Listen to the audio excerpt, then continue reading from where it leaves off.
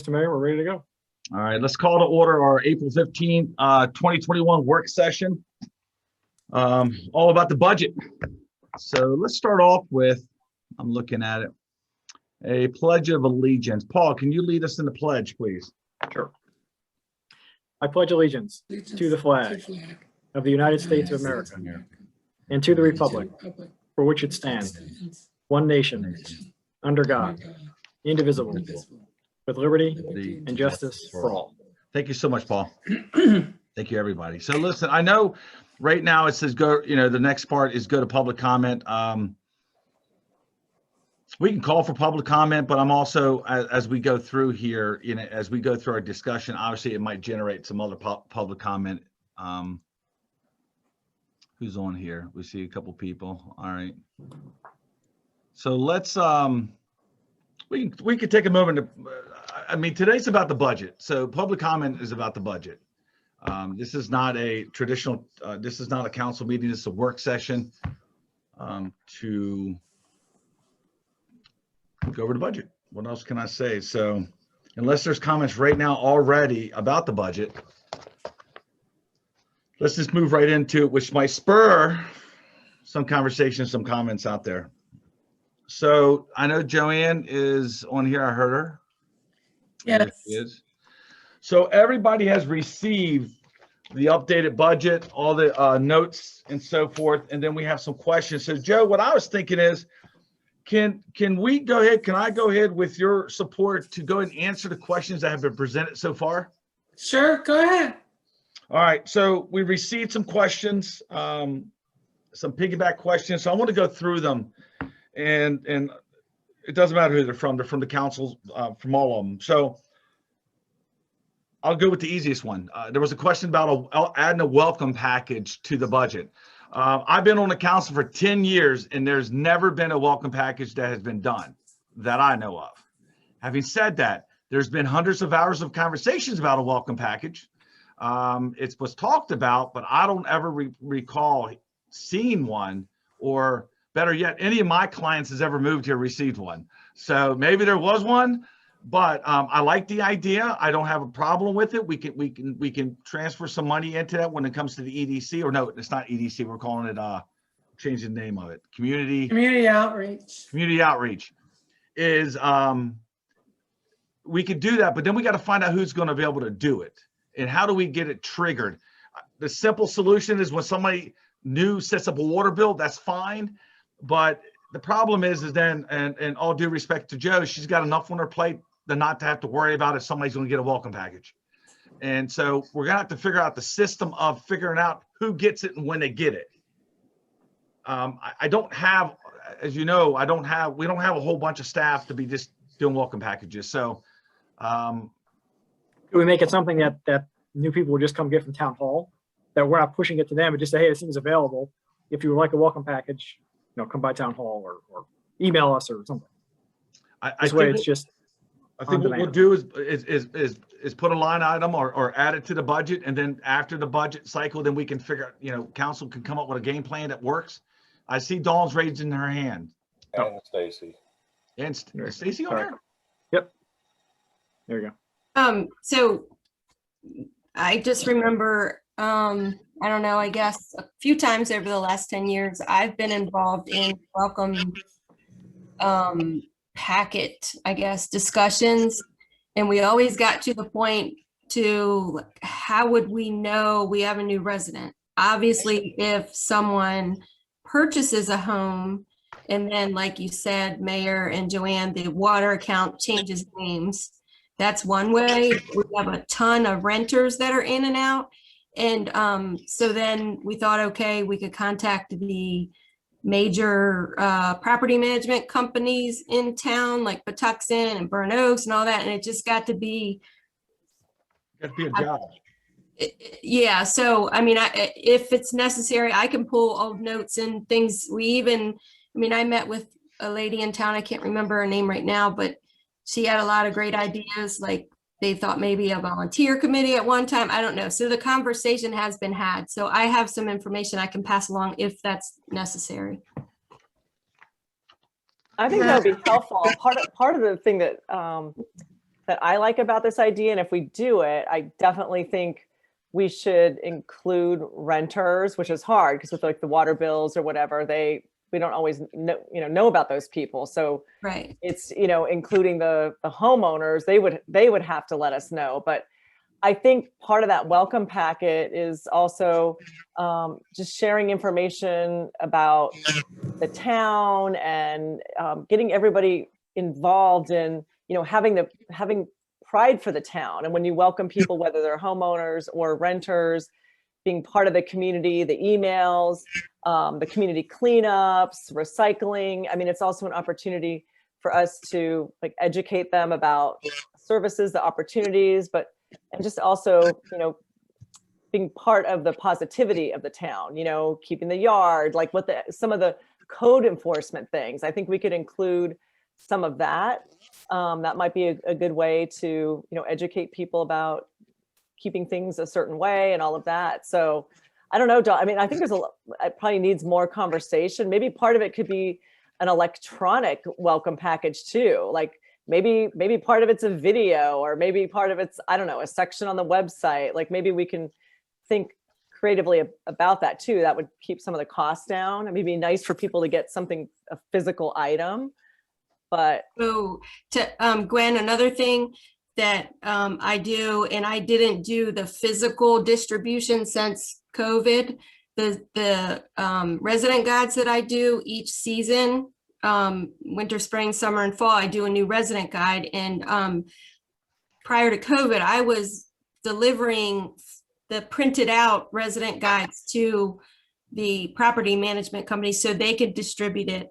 I also would email the heads of the homeowners associations the actual resident guide.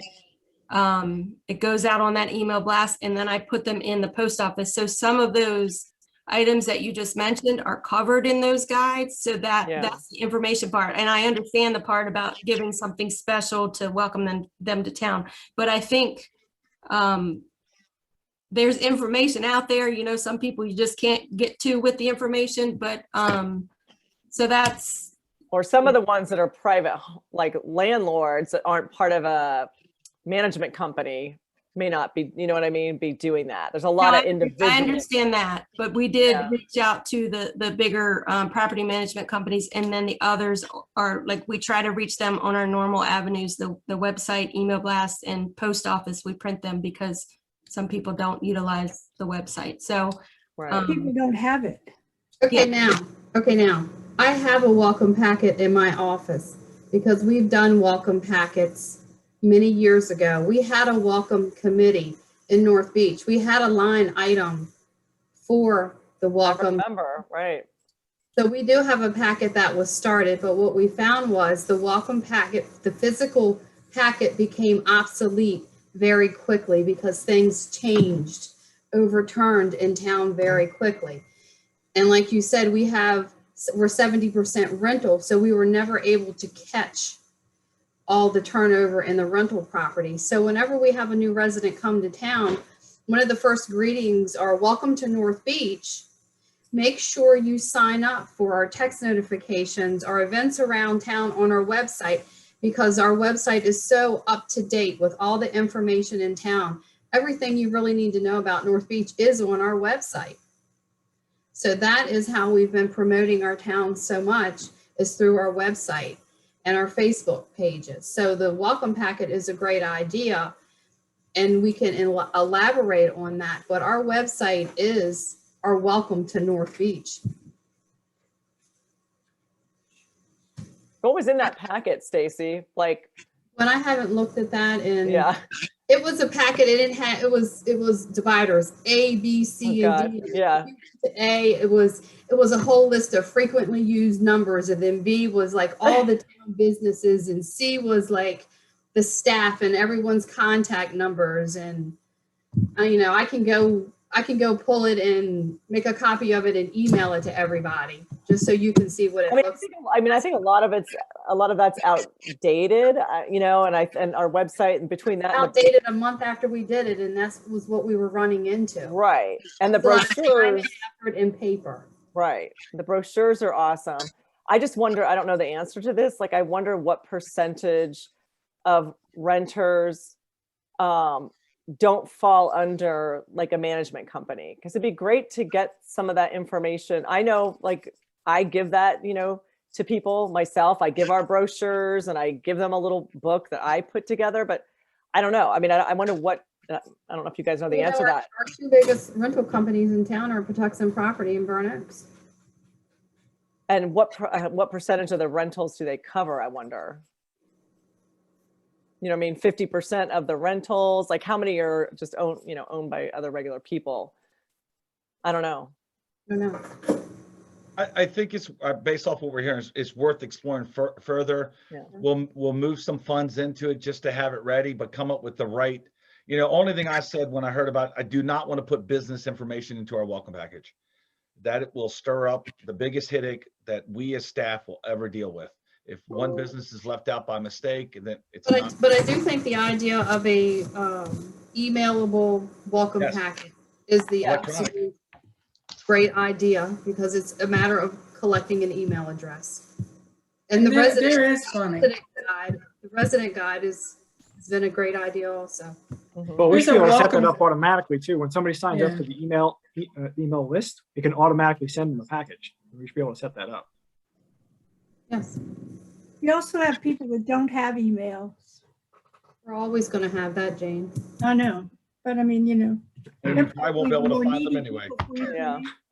I think part of what brought that up was seeing that line item. And it was funny because like Greg was saying, I think we've seen that line item and it was like, what exactly are we doing? Part of that, I think I asked that question, was my curiosity. I couldn't remember if we were actually doing that anymore. So when I saw that in the budget, but yeah, I don't know that we have to have all the answers tonight. But it sounds like there's consensus to kind of revisit it and Sure. see what makes sense. Absolutely. I think we can. But I will pull out that packet. I'll go to town hall next week. I don't mind pulling it out and scanning it in so you can see what information was provided. Okay, that'd be great. I'll pull out my notes as well from those meetings and stuff we've had. Awesome. Easy. All right, cool. All right, let's move on. The next question was about donations. We have some standard donations that we do every year. The two big ones are to North Beach Volunteer Fire Department that we make a donation to every year. We do so as Chesapeake Beach. And then also we are on a campaign with Calvert Hospital to make a donation. We do have a little bit left over that we made a donation last year to the, or maybe the year before last, to the Beach Buccaneers, which is a beach youth program. And, so we don't haphazardly just make it. So there's no letters. It's just something that we've done to those two organizations. So I just want to explain that. And that's on item number 23 on your list that Joanne printed out or did for you. So you can see the breakdown on item 23.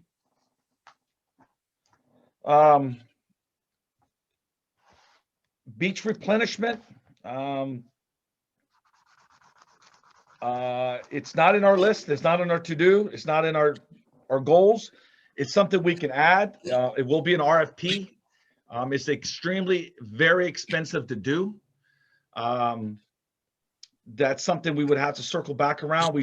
There could be some possible money coming in that we can maybe set aside for it, but it's not just beach replenishment. There's a whole process that goes through it. We've done it a couple times since I've been council, and the very next day, every time, the Mother Nature came in and took everything we just did right back out.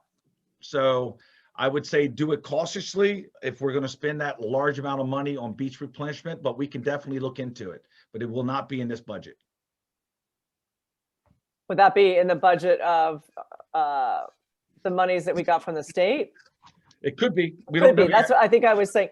Yeah, and again, I think I posed that question, but it was just more, now that we're in this place of looking to reopen the beach, I mean, how is it looking? Do we need to revisit that? The beach is in good. I mean, obviously there's weeds we'll clean up. We have not lost any of the beach.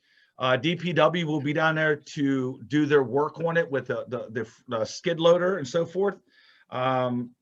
There's no loss of beach. We haven't had a loss of beach. I know that. If we have tried to replenish it before to no luck. It has not benefited the town at all, except a lot of money. But we can definitely look at the money coming down from the feds. There might be some money in that. We also may have this money coming from Annapolis. I'll let y'all know more once I know more. There could be a little bit of money in that could be used for it. So we just need to, we haven't dressed up the beach yet, because the minute I do, I will get 5,452 phone calls the next day about what time's the beach open up the next day. So as we get closer, we will address the beach, but we're about a month away before we start addressing the beach. But that's about the beach replenishment, but it definitely could be some money coming down the road. Sidewalk and roads. If you look at the budget, I met with Salisbury Mayor Jake Day before he got, he's on tour duty in Africa, I believe. And I met him. We had a long conversation at a mayor's conference probably about 2 years ago. And there's a product called Street Scan, and we have it in the budget for this year. It's $14,000, and what it does is it goes over all of our roads, and it shoots whatever vibrations down, or whatever it's called, the technical word for it. And what it will do is grade our roads based off of worst to best or best to worst. So what we've done in the past was drive around and look and say, oh, that has a lot of cracks, that doesn't, you know what I mean? Or what this will do is give Department of Public Works a job or a grading method to say, all right, here's what we need to do first, this road. Now, what will roll into that is we also are considering, when we do these roads, adding curbing. I know Jane's talked about it before. I know Paul has talked about it, and some other people. And then from there, we could talk about sidewalks, but I don't want to do, I would highly recommend not doing anything until we get the street scan done. Then with the study that's going to be done for stormwater, plus the street scans, we can add those two together and figure out where it makes sense to have a sidewalk added, or do we just need to do rolled curbing for stormwater? And this way, we're no longer guessing or just picking something out. We actually have a educated plan in place. I hope that makes sense. Mm-hmm. Yeah, that makes sense. Yeah. I mean, just in the past, we'd had that list. So seeing that budget item in the budget, raised the curiosity. Well, which streets are we doing? So, I mean, that sounds like a good plan. I was just curious how we are prioritizing. Well, now we actually have a real way to prioritize, and other than just picking a street. Now we can actually say this has to be done because of the undermining of it, or because of this is going to fail the fastest. So now we're going to actually have a real plan in place, which I'm excited. The demonstration that the mayor and I saw of that it's really neat. We'll get a really good report out of that. Oh yeah. Awesome. Yep. So we're excited about that. There was one about events in our parks. So we have moved to the point where we're not open in the parks or boardwalk or a pier to weddings.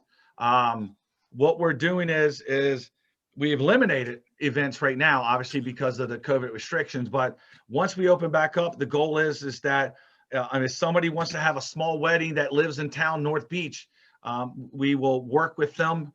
But outside of that, it got to the point where we are not a wedding venue. It's not even, let's not try to, that's not what the business we're in. It disrupted our residents to the point where the complaints were so many that it got overwhelming.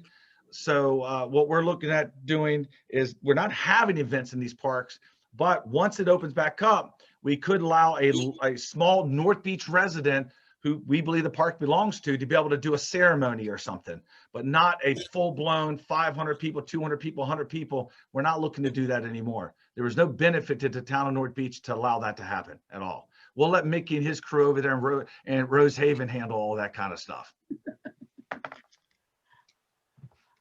And then Joe, catch me when I miss something. I do want to add one thing. We had all these questions from a lot of council members. There's two more items on my list. One is from me. In our budget, and Joe, you can correct me, I want to do something that we have never done before, and that is that I want to make sure that our staff, and when you look at our staff, we have Isaac that has retired or will be. He's still, he's still through the system. We have Scott, and we have maybe some other ones. But I want to offer our staff to cover their own, not the family, not 14 kids, but their health insurance, 100%. And the reason why I want to do that is because I know it's the right thing to do. I've spoken to many, many municipalities. I've had the pleasure over the last 10 years networking with many, many municipalities, become friends with a lot of mayors and town administrators and town managers. I think it's the right thing to do for our employees. In our budget, we had to increase it anyway because of state laws or federal laws. I'm not sure what laws they were, but they were laws. Healthcare Act. Healthcare Act. I would like to recommend that we go a little larger. Now, what I have a question for Joe in here, Joe. Yes. On page something. I apologize. I had it ready. I swear. Well, we had healthcare in here, Joe, and then back under water and sewer, we had 18 and 18. Is that? Yes. Does that mean that you add the 18 plus the 18 plus the 40 to come up with our total investment for healthcare? Yes. Okay. Having said that number there, and also just give you all a history. This new administration is 2.5 years into this. Since day one, I have worked with Stacy. I've had conversations with Joe. I've had conversations with Marcia. We have talked to Legit. We have talked to State of Maryland. We have talked to everybody and anybody that would talk to us about healthcare. Wouldn't you agree, Stacy? Absolutely. And From another company. So what I'm proposing is that we fully fund their healthcare individually, the individual staff members. The numbers that we're proposing now will go down because we do have 2 employees coming off the books in the next 6 months. So I foresee those numbers coming down. Now I could be wrong, but I'm pretty sure I'm right on that, Stacy, right? Right. So I want to make sure that our healthcare is covered for our employees. Does anybody have any questions about that? So wait, I'm a little, well, okay, we have 2 people coming off, but those people might get replaced. No. But I'm not sure exactly what you're saying. Are you saying fully cover the individual? So we're not, Yes. so right now we pay a part percentage. of the insurance. Yes. But what are you saying about their family? We're not covering their family or their kids. What I want to do is just at least get to the point of covering at least our staff member. We're not at that point. In other words, Add the families to that? well, hold on, let's slow a roll real quick about that. I would love to say yes to that too, but you're looking at a boatload. Right now, if we can just get to the point right now, what we give, what I like to call is a stipend. Like each employee gets $420. No, Not all, I'm just saying originally. But what I want to do is offer full cover. that's not right either. What do you mean it's not right? Originally, before Or excuse me, our health insurance, each employee was given $350 per month. And then with the Affordable Health Care Act, it went up to $404.11 per month for each employee. Every employee's health care per month is different based on their plans, whether they take out prescription or not, where they stand at with their age and their life insurance, how much, if it's 100,000 a month, 200,000. So everyone's cost is different per month. If you have a family plan, or if it's just 2 of you. So because our health insurance is through the state of Maryland, we pay, and we're a satellite office, we actually pay COBRA rates. The state does not subsidize our plan. The town of North Beach subsidize the rates for our health insurance.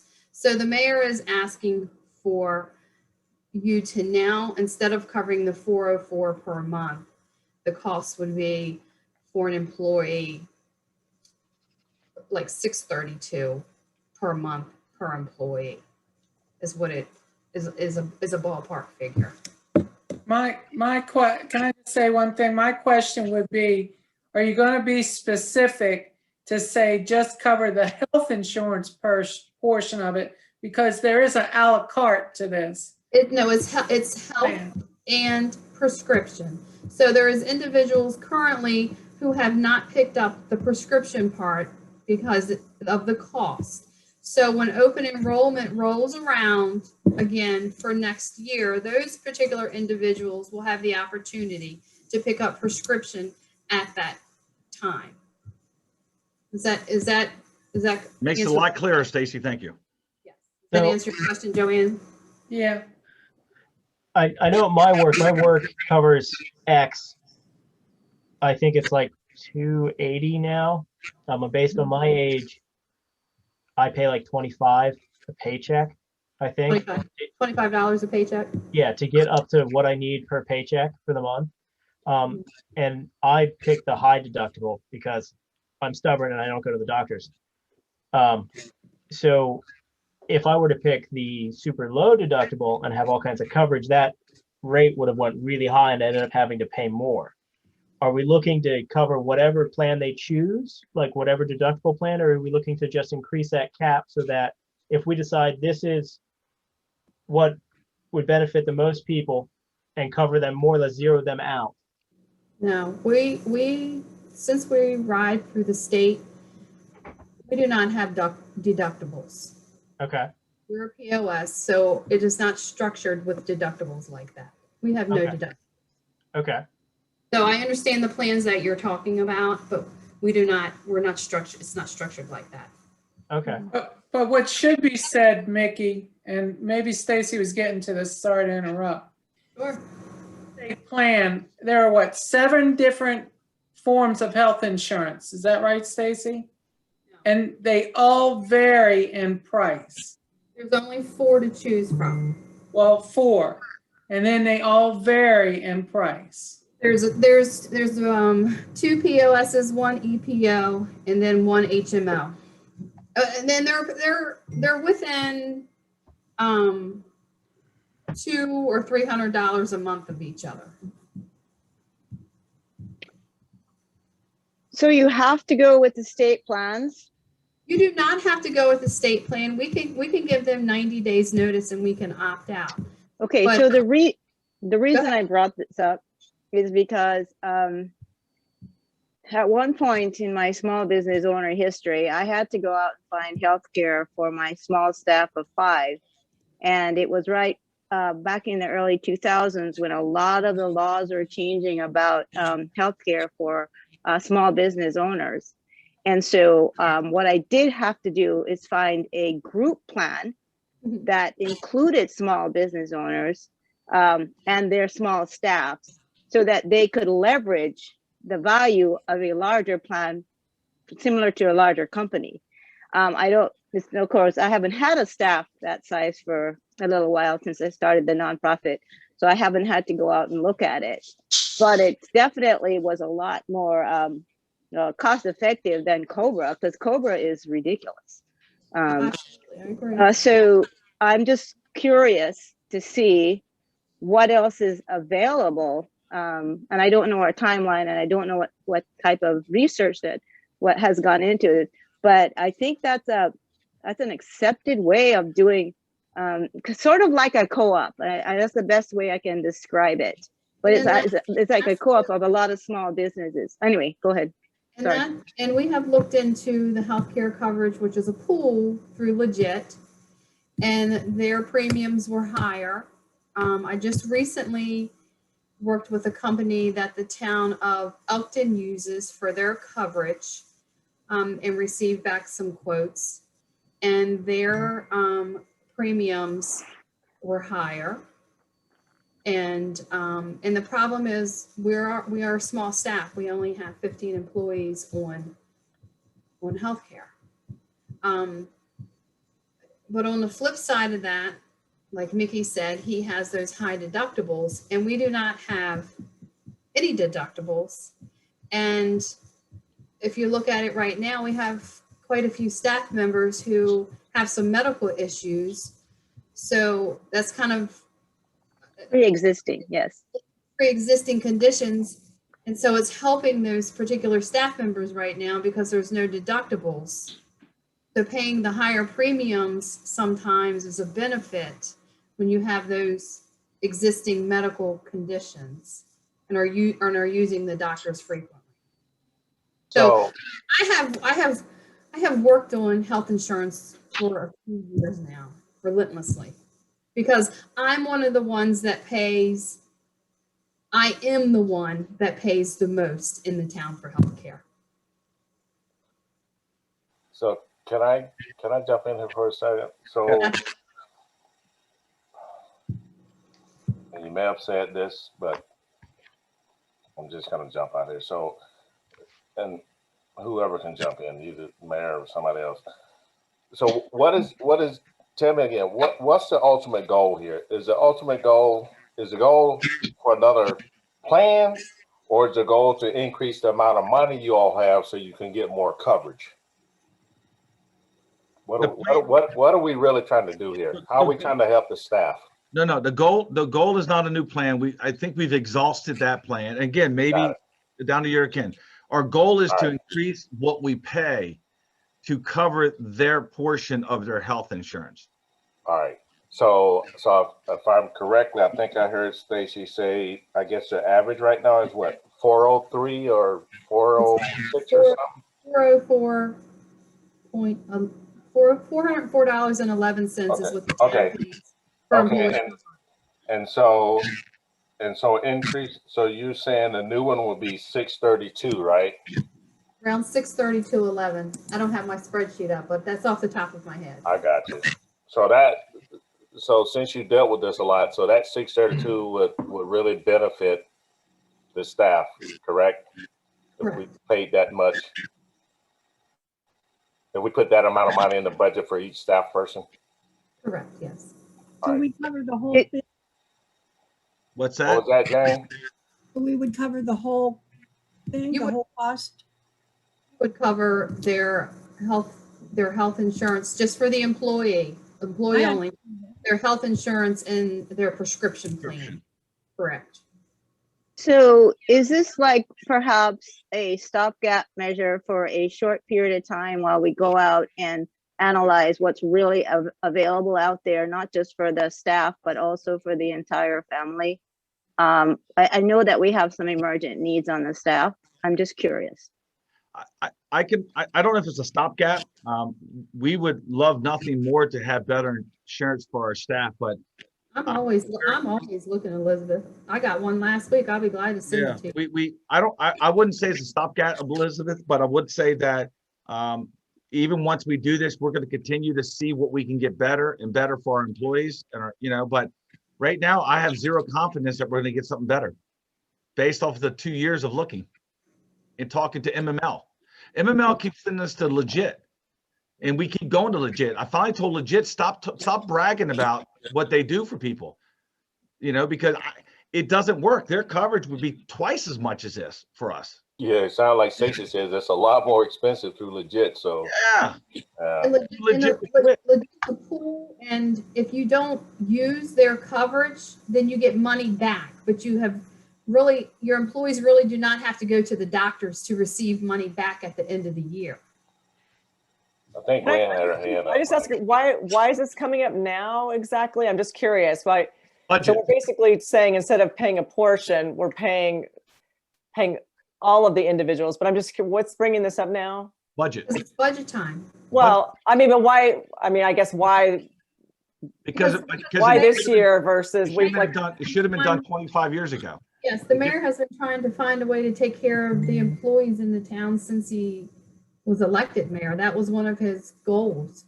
And last year we went into COVID. I didn't want to bring it up yet, but this year we need to make it right. This should have been done many years ago. And I agree. I agree. I have no problem with it. So if you need a motion to do this, then I'm on board. So I don't have a problem with it. What we will do, again, please, everybody, I think Paul has, I don't think, anybody else wants to talk, that's fine. But what we will do is leave here. We will get the tight numbers for you because again, we got another budget session. We'll make sure when we come back, you'll see the exact numbers. But okay, I think Well, that'd be really Quick back of helpful. the napkin, it looks like 41,000 is what it would increase by. So Yes. we're not Okay. going to give each individual a certain amount of money. We're going to cover everything. Will cover health and prescription. Yes. It's a little, yeah, I know. It's just a little scary because I mean, yeah, it keeps going up. I know But there are nothing staff. about. We need to take care of our because staff. Yeah. I mean, I would rather So- spend this than on welcome package. So what do these plans do for prevention? Because that's the cure. Yeah.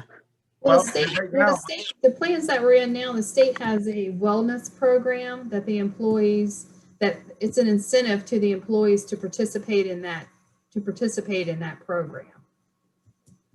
I don't know what the incentive is. I've never seen where anyone is. Lower, the incentive is usually lower premiums. I mean, trust me, I'll look at this stuff so hard, it's not even funny.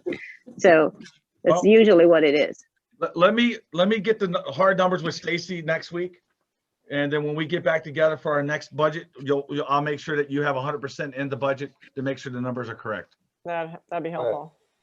Thank you. All right. So the last thing on the emails that we received was about trash. And I'm worn out with trash, but hey, here we go. The conversation many months ago was going from twice a week to once a week, providing larger bins. The numbers for larger bins are in the board docs for you. I'm just gonna. So, how can I say this? Going from twice a week to once a week is almost a 45% savings.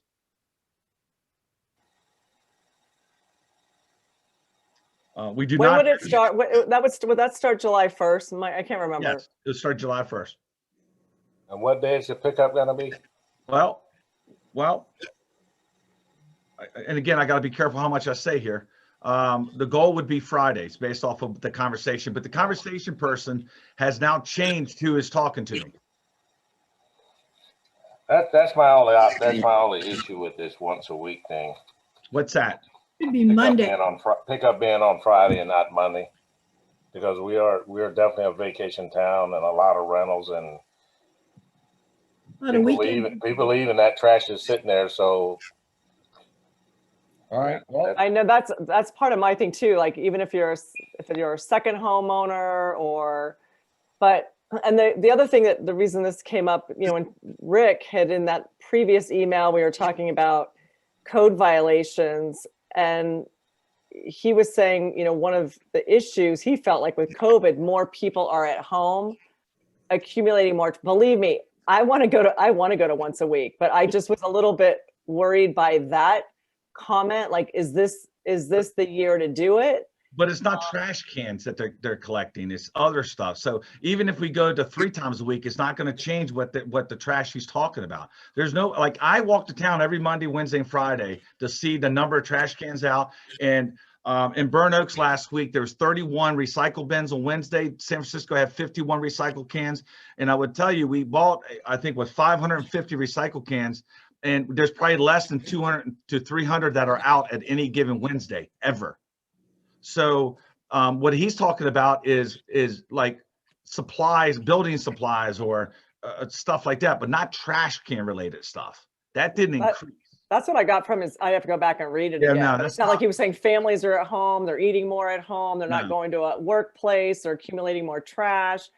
But I'm totally with Greg. I would feel so much better about this if it was on a Monday. And they're already coming on Monday, so why can't they do it on Monday? Well, we're far from nailing this down. So the numbers that Joe has in here is for twice a week, which goes to $290,492.40. And it's not the exact number. Joe has the exact number. Once a week will be 149,000. So let me make another phone call, maybe 2 or 3 more phone calls, and see if I can get y'all a better answer for that. I will work on that starting on Monday, not tomorrow. I'll make phone calls on Monday about this, and I will follow up with you about that. I also believe that we need to go ahead and look at purchasing or providing. I think Joe sent me a number. More recycle bins. Because if you ever get time to go around our town on a Monday, Wednesday, and Friday, you will see the truth about our trash situation. And I do it every Monday, Wednesday, and Friday. I definitely could use another recycle bin. Just me and my wife here. Trust me, we fill up and have additional crap out there on Wednesday. So I don't know. I can't speak for anyone else, but the 2 people in this house, Yeah. we could definitely use 2 of those blue bins. All right. So let me make a phone call on Monday, and then I will shoot y'all an email and update y'all again so we can nail this down before the next budget cycle, next conversation. That's all the emails I received from council members. Joe, can you please take over from here? Can I, wait, Mike, I'm sorry. Can I just, one other question on the, if we go with the once a week, in terms of the budget and the direct impact on residents, what are we, and those costs, what are we? Savings? Yeah, like, I mean, is that, are they gonna go from feel that direct? It would go from $344.59 a household down to $177 a household, roughly. That's significant. Yeah.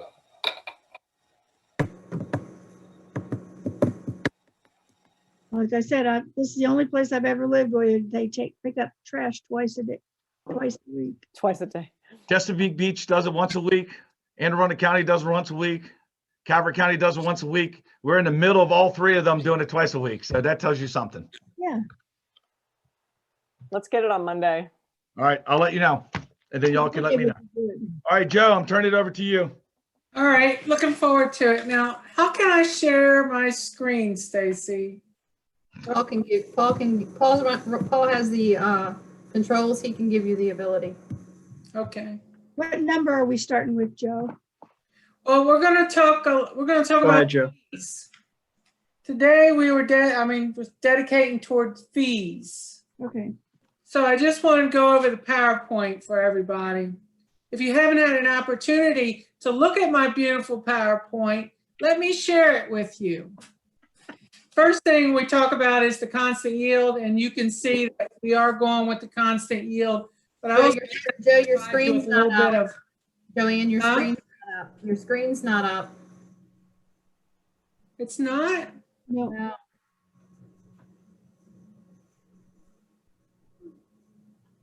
Oh, you lost the. Okay.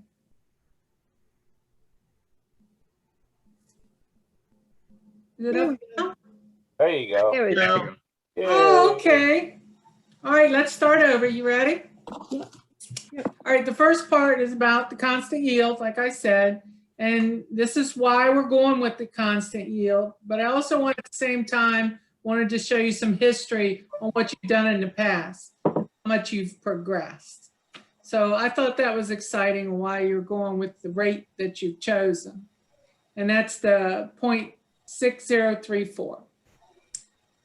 The next one that I have to go in my budget is the Calvert County tax bill. We get a lot of questions about, what is this item on my tax bill? What am I being charged for? So did a little description to show you what that would be. And this is just a sample of the 2020 tax bill, not the 2021. But just to explain, we get the county tax, the solid waste, and then most importantly, that the solid waste fee is for the county, and that's charged to everyone. And then what is the town refuse removal fee at North Beach? That's a bad explanation that shows up on the bill, but I've asked the county to change it multiple times and they say they can't. But what it represents is the trash, the sewer benefit, and the water benefit fees all combined into one. So I did a little explanation there on the next slide, which you'll see. Okay, on the next slide, it tells about how the special assessment is broken down and what that fee is for. Some people may not know that the sewer benefit and the water benefit are just for the debt services. That's all they pay. They don't pay for the operation and maintenance of the utility during the year. It's just only on the debt service. So that's part of that explanation. And then we talk a little bit about the county tax rate and how residents do receive a differential from the county, which reduces their tax bill as individual property owners. But the town does not receive those monies. It goes directly to the resident. And I wanted to make that clear. And I think that the slide helps explain that for individuals looking to understand.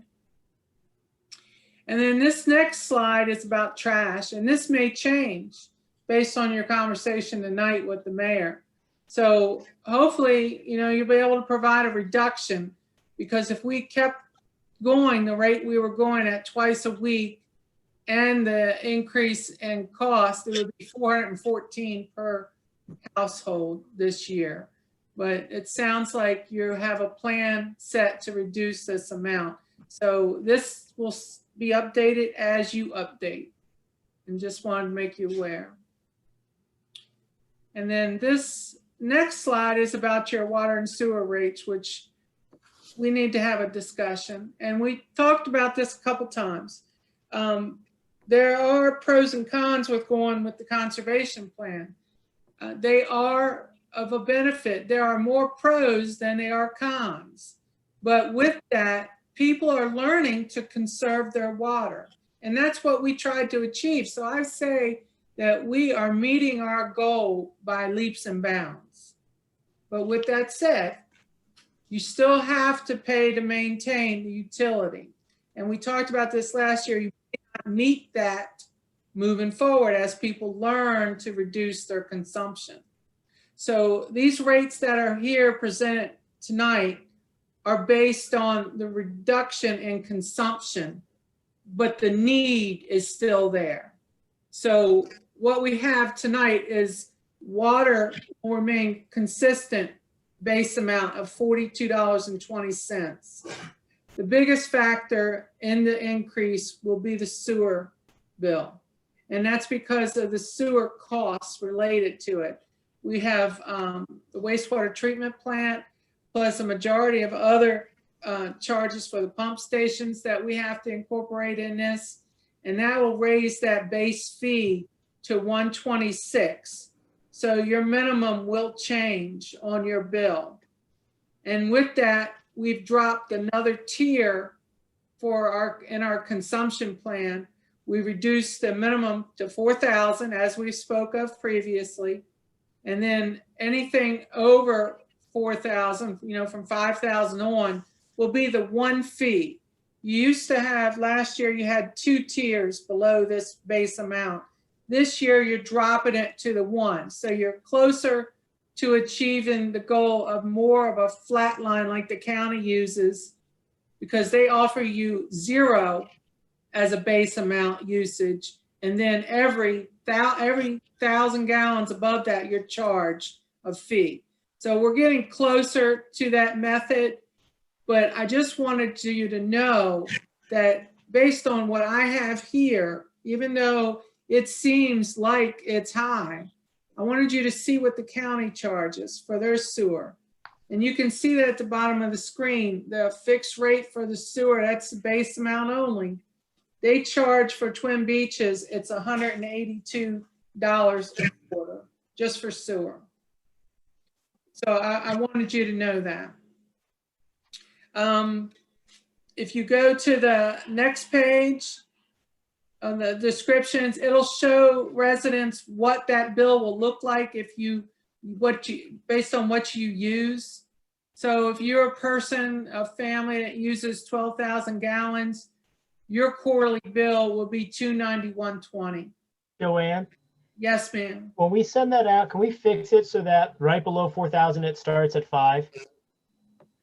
and, Yeah, and it- runs down so it goes continuous instead of jumping up to 11. So that way Yes, people I'll would fix know. it. Yes, Yeah. the good point. schedule a little different. Maybe drop off the 50. I doubt there are many houses that probably like There are use 8. houses or businesses. It's a mix. Okay. What's the highest one we usually get? Excuse me? What's the highest usage we have? Well, it would depend. Sometimes I've seen, because they had an issue, not on our side, not a fault of ours, but a fault of their own, because they've had issues, it's been as high as 69,000 gallons a quarter. Ooh, I So- just mainly want to be able to see Yes. from 4,000 up. Like, so if you used 5,000 last year, what's your new 5,000 this year? Or Yeah. 6,000 or vice versa. Because Yeah. more people probably fall in that than they fall in some of the upper regions. You're correct. So maybe I'll drop the last 5 off the bottom. Yes. Good. Done. It'll be done. It'll be loaded up to you as soon as I can do it. All right. So that question answered, and you see that what the tier rates are going to be. They're going to be 625 and 725. And I did this backing into it. I took an average of what all the customers have used, and then what the current usage was and how many customers use at that rate to try to determine a rate. And I think that helped keep it within a reasonable amount. Hey, Joe, 1 second. Yes. I apologize. Can you go back a screen to the Calvert County one? I want to. Yeah, So just so a lot of people understand, the fixed sewer rate says Twin Beach only. When you get past the Greenwood Avenue, that they're wells up there. So the reason why it says sewer rate only is because they're wells. Like I just had a lady 2 doors up Greenwood put a new well in the other day, and it was like $9,000. They went 175 feet. Our aquifer is not that short. But so when you see that, that is really just sewer. There is no water attached to this program of Calvert County. So just want to make sure people knew that. okay. This last screen is the letter that we include in the billing to let customers know to anticipate a rate increase. We usually do that in July. And we'll continue to do that. Excuse me. I've updated the letter already based on what the needs are. So should this change, I'll just have to modify it, but I don't see much room in there for change. Joanne, can I ask you a quick question? Absolutely. The funds that are coming down through the feds, I know we don't have all the details on the use of those funds, but it seemed like the basic information were things about like infrastructure improvement. Is there any use that we could do with those funds that would help us keep the cost, raising the costs on sewer down? What you have now in your program for capital improvements for those 2 funds is relatively small. You've mostly of the improvements like the meter change outs, the saddles that were done with 2.6, most of those things were already completed. And then of course you're paying back the reserve fund because you borrowed from the reserve instead of borrowing money from a bank. That's almost the complete. I do not know off the top of my head how much that would really save you to do that, Gwen. So I thought you were saying that part of the reason the rates need to go up are to cover some of the costs, right? They are. Some of the costs are out of our control. But I'm just saying, could some of those costs be paid with that federal money? I don't know. Maybe capital projects they could, because it's got to be infrastructure related is what I'm understanding. Again, I don't have the details. So right now I had a meeting yesterday in Annapolis about the funds. Nobody has a clue about the funds yet. As soon as they do. So one of my question is that we in our town for the last couple of years, we've done a lot of massive improvement. Greenwood Avenue pump station's changing. which will be more efficient. Chesapeake Avenue is already upgraded. All the meters, majority of all the meters, we still have some left to do. So I asked them, I said, listen, we back funded, we took money out of our reserve to pay for all this. Could we use some of that funds to put back in our reserves? Number one. Number two is when she says out of our control, a lot of that increase is caused by the wastewater treatment plant in Chesapeake Beach. But there are other things. So we definitely will be looking at any infrastructure that we can use. But right now, MML Annapolis says we don't have a clue what you can be able to do. And so 50% of it should be here within the next 90 days. Now, a lot of things could change in 90 days. But there's 4 areas that they say you can use the money for. And as soon as we know more, trust me, we will be having a special meeting. Right. That's a lot of money. Yeah. I would leave it at once you determine and once we see the impact, then you can make a decision. Yeah. So, Gwen, I'm sorry, Joanne. Yes. Does this have to be done right now? What? This increase? I don't. You're not making your revenue to cover your cost, if that's what you mean. For 2021, you might not make your revenue. I can show you the spreadsheet. You might. Greg, not. are you suggesting waiting until we know how we can spend that money and to cover so we don't have to raise it? Yeah, I mean, I'm just kind of concerned that, you know, with what's going on right now, and a lot of people still not working and having difficulties. I mean, it may not seem like much, but that quarterly increase for some people will be pretty significant. Well, what I could take and show you what that would be a hit to your reserve if you don't do the increase, because the estimate is if they continue to conserve water, and we don't want them to abuse it, but I could show you what I think you're going to have to take out of your reserve to meet the expenditures you have. What are you looking for, Greg? Instead of it dropping down to 4, maybe we just keep it at 5 for another year, and I don't know. Okay. Just throwing stuff out there to think about, because that's my concern, and of course, like Gwen said too, you know, and Mike, we don't know where that other money is going to be able to be allocated just yet. So that will be significant if we could actually use that towards this. Except that I think you're talking about subsidizing people's water and sewer use.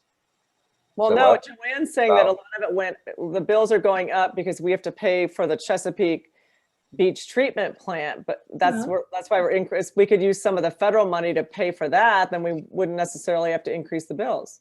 Right. Maybe a portion, but capital, maybe. But that's going to involve some clarity on their side. I mean, maybe we could Just wait something to until we think get about. that money. Yeah, like maybe we can. I think we do it the other way and do it. And if we can use it that way, then lower it down.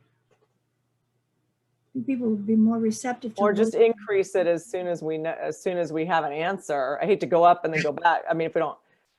Right. If it's only going to be like if we're going to know in 90 days, is it going to kill us to wait 90 days? Right. It is. Well, I don't know. I mean, it's your first quarter billing will be about mid-July for the FY22. That's when I would send out the notice to the public that we're increasing the rate. The first quarter to actually receive the rate increases would be in October's billing. So we have a little time. We have a couple months to kind of figure out about that money. Right. It should work then, because we'll have the money no later than June. It seems like. Sounds like sooner than that. A use that is viable, Right. that's fine. Right. As long as you understand that you're how do I say this? You're not always going to have that there. True. At some point, you're going to have to But maybe this isn't the point, but I can show you what that number would be. Mhm. I think it should be close to like $118,000, roughly, give or take. So, Okay. also just so you know that we had one of the lowest delinquency rates. I think last month, I think we got down to 7 at the end of unpaid water bills. So, just to let you know that. All right, cool. All right, what else you got? What else you got, Joe? Oh, we're done with that? Okay. Let's talk about waterfront fees. With COVID, there's been some changes to how we're gonna manage the waterfront. And the mayor has talked to you about the ticket program as far as reserving spaces and the allotment for the quantity of guests on the beach. What we're estimating, and this is just an estimate, it's 246 guests a day. I'm not saying that that's what you'll get a day. I'm just saying that's the estimate based on the 2 averages of the prior years where we actually had beach revenue. The daily guest maximum is 300 guests. So with the system, the mayor is requiring a pre-purchase ticket. So with that, when you're limiting this type of guest to the beach, something's got to increase. It's supply and demand. So the expenses versus the supply of revenue. And based on what I'm getting, what information is presented to me, this is what your rate needs to be to meet your expenses. You saw on the spreadsheet, there was a waterfront tab in there, and I updated it to show how I calculated what those fees should be. And I used only 50% of the 246 guests being adults. And with that said, you wouldn't have an adult, a child come without an adult. So that's the way I looked at that. And then any child over 11, which this is our current fee structure, any child over 11 is charged the adult rate anyway. So that's how I came to my numbers. And you will see my numbers are higher. It's like 412 potential revenue if we were to go all out, but I used a little bit lower number because reality and projections sometimes are a little different. But I wanted you to understand what made up the fee. And maybe some of you are new to the council. You may not know the anatomy of what a beach fee is. And on this spreadsheet, I break it out for you. It's $5 of that goes to the Welcome Center Improvement Fund, and $2 of that goes to the community outreach, or what used to be entitled economic development, for a total fee of $29. Now, the first question you probably have to ask me, if you weren't here when the Welcome Center Improvement Fund was created, it was to pay for improvements on the waterfront beach area. For example, it paid to build the shirt shack. It paid to do the remodeling for the Welcome Center. I look to see this money also go towards the flower boxes, which hopefully that'll be a discussion in the near future, replacement of those flower boxes. I don't know if anybody's paid attention to how deteriorated they are, but that's going to be a big project. But I wanted you to know what that fund was. And then we don't get a lot of revenue from in-county. It's very minimal. And those fees are also increased, and they show that increase here. But I just wanted you to understand how we arrived at the number and what it is. Wait, Joanne, is the out-of-county adult, is that supposed to be 27? Yeah, that's what I was looking at too. 20 plus 5 plus 2? Well, darn, yes. Yes, you got the gold star. Yeah. All right. Or I didn't know if there was a little extra $2 to be played with somewhere else. No, I wouldn't do that. All right. So it's 29. So it's actually supposed to be, was your goal 27 or 27. 29? No, that's what it was. I put, my goal's 29. So And- what's supposed to be added? Or It's supposed to be at 29, but no, let me tell you why. See, you prompted me, Gwen. I'm so proud of you. I almost forgot. You'll see if we get to our other budget items tonight, and you can see it on the waterfront tab. Even with my numbers as they are, you won't reach the EDC amount you need to fund those programs in EDC. If you don't raise it to $4 a ticket sale from the 2. That's what I'm saying. So 29 is what we're actually charging them. That's the Yes. actual, that's what they're actually paying. Right, that's what they need to pay is 29. Right. so we're going from 17 to 29. No. You're going from 20. So let me, Currently at 20. Then the website is wrong then. I'm looking at our actual town website right now at the fees. it might not have been updated because we shut Okay. down last year. Okay. Well, on my sheet, it says 20. Let me give you the history real quick of this and what's going on in our neighboring communities. The waterfront park for Chesapeake Beach is permanently closed. Also known as Brownies Beach, will not be open to the public. It is only open to Chesapeake Beach residents. The water park fees are going up dramatically. I mean, extremely dramatic. They're also changing how they're opening it and closing it and who can come, when they come. Calvert County is going to reduce the volume on Breezy Point from 500 cars a day to 250 cars a day. Just cars, it doesn't matter how many people are in the car? Based upon cars is what I was told when I met with them. One of the things I learned during COVID from our residents, our taxpayers, is that they thoroughly enjoyed the town over in COVID. And we have a substantial change in our parking situation coming up. We have our library starting.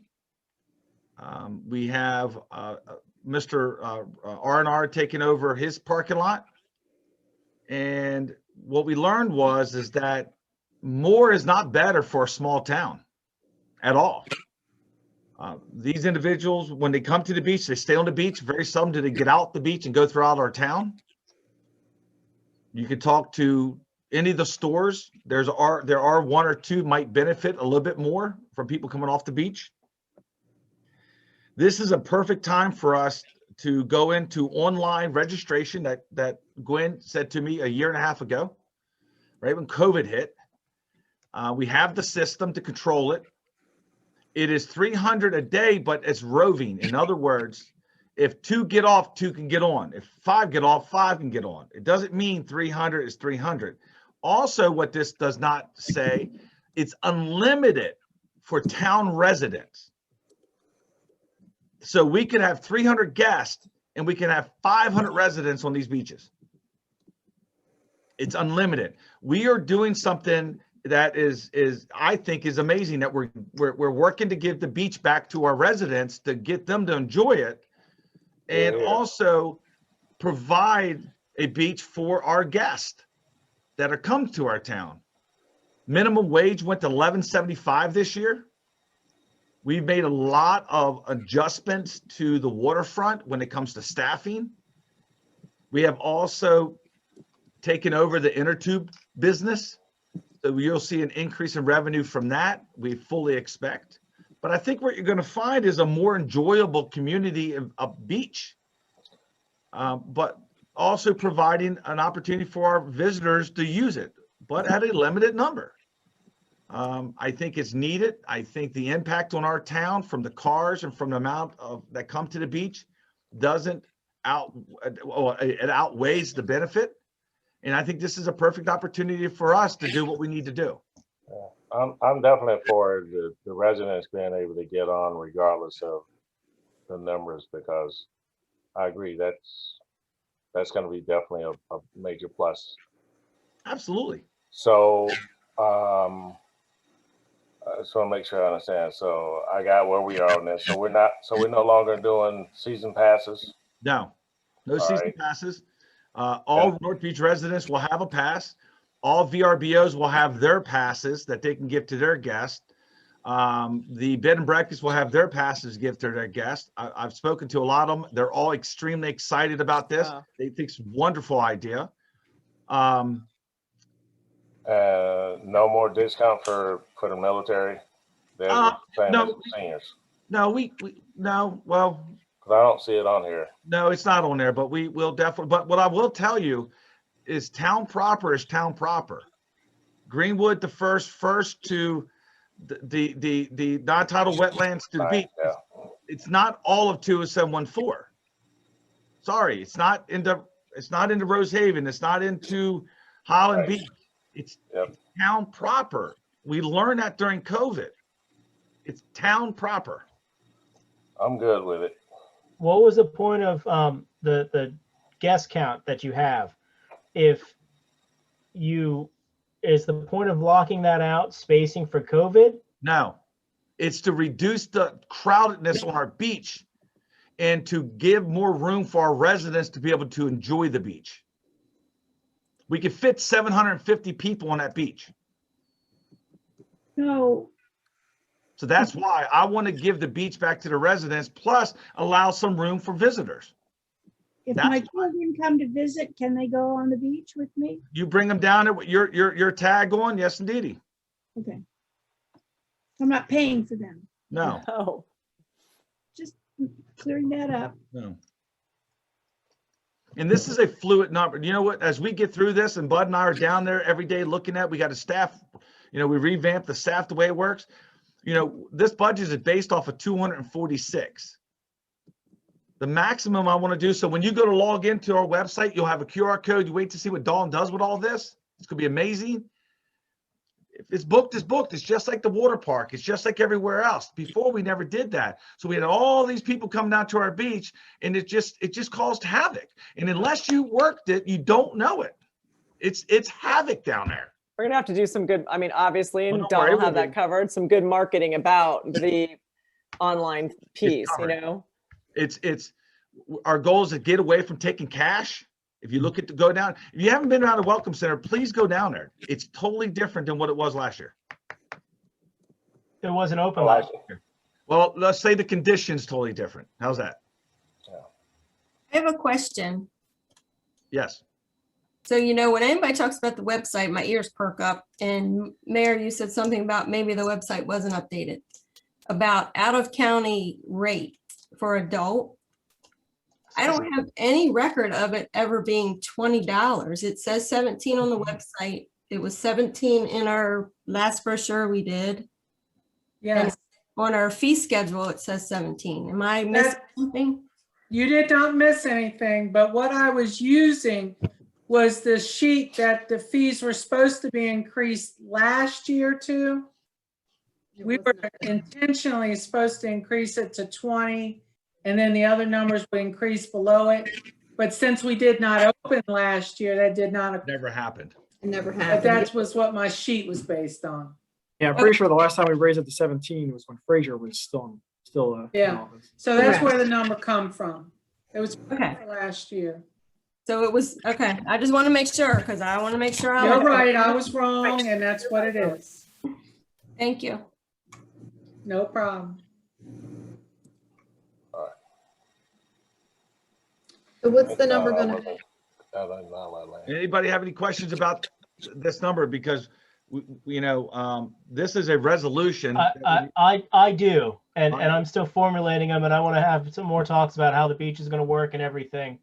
Okay. My brain's not all there right now with all my questions. All right, we'll try to get as soon as possible because we got to do a resolution for the beach fees. So in other words, I got to get it on advertisement starting ASAP. So, just let me know as soon as you can. And are we going to change the beach fees before FY? We want to change them at No. opening of season. We- So we want Yes. to change it before the FY. Okay. Yes. You would have to change it up for the council meeting if the beach is opening Memorial Day weekend. My goal right now is to open the beach up Memorial Day weekend to these new numbers. I'm not on board with the numbers right now. That's fine. So- Now, let me ask you this. Let's go through all six. Who else? Any other opinions? I mean, that's one that's against. What about anybody else? What are they charging in Chesapeake then? Or you're saying they're totally closed? No, they're closed. You can't get on their beach. What are they charging at Breezy Point? $20. That's a car. No, $20 a person, I was told. Oh, it's a person, okay. What was Brownie's before COVID? Do you remember? They did whatever we did. Do you know what the water park's gonna be? It could be upwards of $50 a person. But $50. Mike, so these numbers are based on these numbers and the 246. We came up with those numbers to cover our costs. That's So what my goal was, every day I talk to residents, every single day on the boardwalk.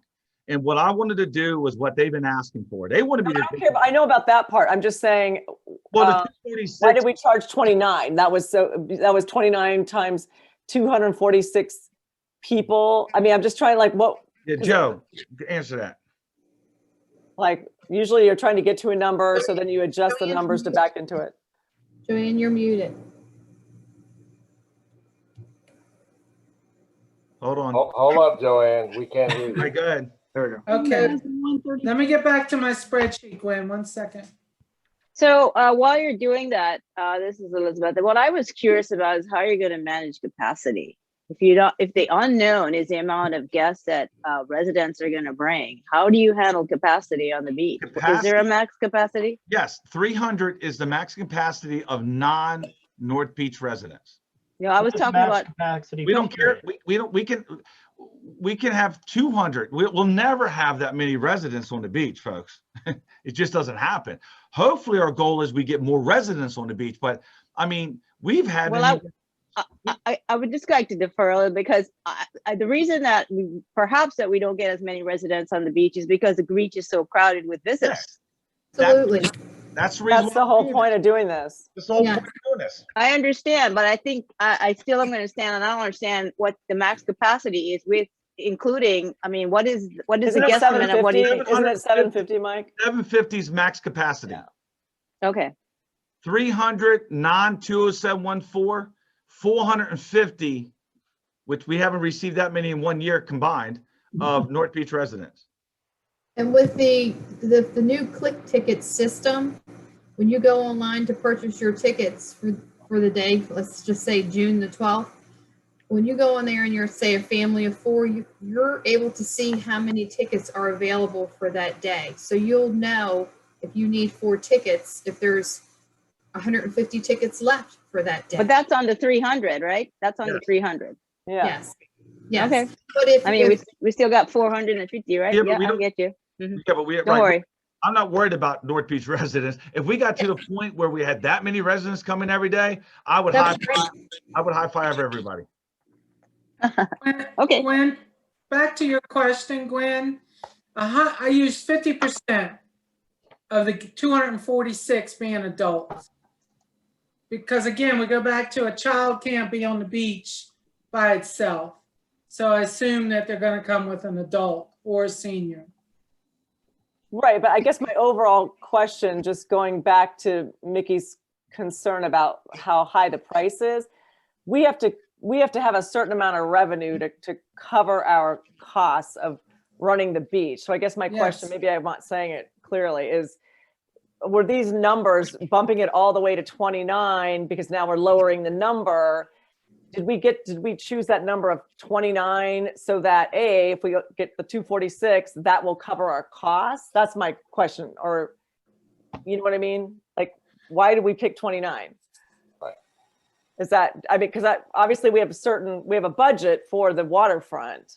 And so Right. I'm assuming that as we lowered that number and figured out what the max amount would be, part of picking 29 was maybe deter some people, but also we need to bring in a certain amount of revenue if you only have 246 people.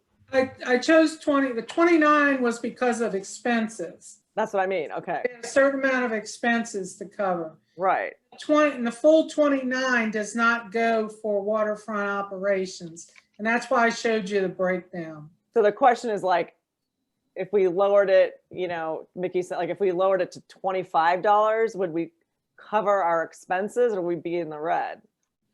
You wouldn't contribute as, I would recommend you not contribute as much money to the waterfront improvement fund if you decide to do that.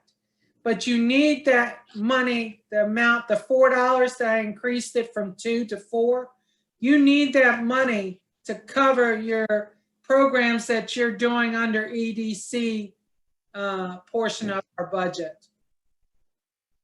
And what's that amount? Just off the top of your head, do you know what that amount is? For EDC? Yeah. Yeah, let me flip there 1 second, okay? That's outreach, right? Yes. Yep. Thank you. For next year, it's at $85,000. Wow. And remember, I'm anticipating you're going to have a shortfall this year. For what your last year it was at 84,000, okay? And you've only collected 43. 43. So I anticipate you're going to have a shortfall. Well, work with what you have. So, I mean, things have been different here. So, man, 85, gosh. But look what I comes just out of it. wanted you to know what made up that fee. So if you're considering reducing it, maybe one of the items you could look at would be the waterfront improvement. But I don't know about the other two. The 20, we need the $20 to cover like staff costs and everything. Yeah, you have over $217,000. And that's if it works out perfectly. That's what I mean. So like that, Yeah. if you lower the 20, you're not gonna have enough to cover staff costs. So you have either less money going into the improvement or the outreach. So Right, what more? because I'm not saying you're going to make 246 people every day. That's almost unrealistic that I'm going to achieve. We're going to achieve 100% of our goals every day. And it's just not real. Okay, so what other improvements are there to be made to the Waterfront? waterfront? Well, like I said, the flower boxes. Have you seen those? That'll be expensive project. The other one might be something like, I don't know what I'm not a public works person, but maybe not the condition on the lower level of the pier or the boat slips needs to be resurfaced or something. I'm not sure, Greg. I don't think that cost should be a part of this, because for one, the flower boxes run from 7th Street all the way down to 1st Street. I mean, I know that's waterfront, but it says Welcome Center Improvement Fund. So, and the piers and all of that stuff, I don't think in the past that's ever come out of, and I could be wrong, but I don't think we pay for those improvements out of the beach funds. I think we pay for that through other means. That is true. So those two things you paid, yes. So I'm having a problem with this improvement fund. Maybe that needs to be dropped. Maybe we drop that down to, $2 and then and move that out of the outreach to $3 or something. That'll reach the 25 that Glenn had mentioned. But like I said, there's no way we could pay for those things out of that fund anyway. Right. Well, No that was my recommendation, that you reduce that. Yeah. So anybody else thoughts on that? Gwen? No, I mean, I'm just trying to think, what we're gonna lose. Like I said, in my opinion, there's no way even if we kept it at 5, I just don't see how we're gonna pay for flower boxes, which I think is an infrastructure thing, or however, but that, to me, that doesn't fall on the water welcome center improvements, and we definitely can't pay for the improvements out on the pier. Okay. Joanne, Nah, how that- many days? Maybe you could give us a dollar amount or tell us how many days. Like I'm just trying to do the math. How in my many head. days? Yeah, how much money if it, at $4, and $5, or if we lower it to 2 and 3 or whatever, how much money for the season are we talking about? Why don't you let me do this? Why don't you let me run through some different scenarios with different rates Perfect. based on the same scenarios I have here. That way we're consistent but the reduction in those numbers. That'd be helpful. It will be. And if Well, for Mickey this year- if Mickey emails you his So- questions and but- like you did before, it'd be helpful to see them so we could all see them. My biggest thing is like if you look at the numbers from 18 to 19 and just pull like an average per day. Residents, it's 50 a day. Out of not residents, visitors, it's 196. Okay, so then we're saying, okay, the capacity is set 50. Now there are days where we shut down. Like there are holiday weekends where we would close the beach because we were too full. And that's where like why I asked is that 246 because we're trying to do COVID spacing, or is that 246 just a number we picked? No, no. I'm so- trying to give the beach back to the residents. It's not COVID. It's not just a number. This is well thought out for the last year. It is. I just want to make sure it's clear for the residents on this call. This is me giving the beach back. This is not a made up number. I didn't pull this out my ass. This is a real number that we and Bud walked this beach and said that on Memorial Day weekend, if we do not put a cap on this number, we will not have a beach for our residents, period. So more or less, my concern is like, I feel like the cap on the visitors is too low. And let's say we max out. I don't really see like the massive jump from 50 average residents to 400. I could see it doubling. But why does it have to be packed? I'm throwing out that holiday weekend. Like we could honestly say on the holiday weekend, we're going to make the max capacity period on the beach, whatever the hell we want. So I'm trying to work through where like, I feel like we're past the point now where we are not going to have anybody come down. And since like the comp plan in the late 80s, it's been, we need to build the beach up because that's the drive to get people here. Okay. And I, as a kid, was always down at the beach starting May 1st by myself on my bike all the time. I was down there all the time. And I, as a resident, never had an issue. And it's always been the same amount of crowded. Honestly, it got worse when we put up the railings and sort of like made the beach a corral and you couldn't just walk on and off from the boardwalk onto the beach. So like, I just feel like the jumping from 17 to 29, that's a huge jump. And last year we didn't really pass the fee schedule setting up the beach fees for this year. So the 17 was the last number we were more or less working with. So that just to me is just a large jump. Because even in the 17, we still had the EDC kick in there and we had the Welcome Center kick in there. So like if you pull us out of that 17, then we're really jumping. So it's like, that just feels rough. Like if we need to, if it's changing the maximums or whatnot, or going through and seeing it. And then my questions are, okay, we're gonna have unlimited access Northeast residents as it always should be. Is there a cap there? If we know, hey, we're going to sell, say they buy all 246 visitor tickets and then we have 600 residents that want to get on at the same point. Now we're over our max capacity. So that's just what, like there's so many things throwing up in the air. We're changing so many things all at once.